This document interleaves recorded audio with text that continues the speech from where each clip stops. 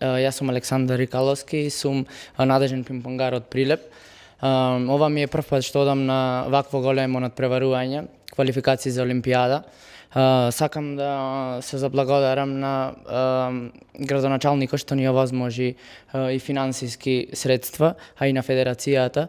Ова е одлично искуство за мене што ќе го искусам на таков надпревар, па и сум доволно спремен и за да направам добри резултати и односно да се пласирам на Олимпијадата што ќе биде одржана во 2018 во Буенос Ајрес, Аргентина. Значи, пинг-понг тренирам околу 9 години.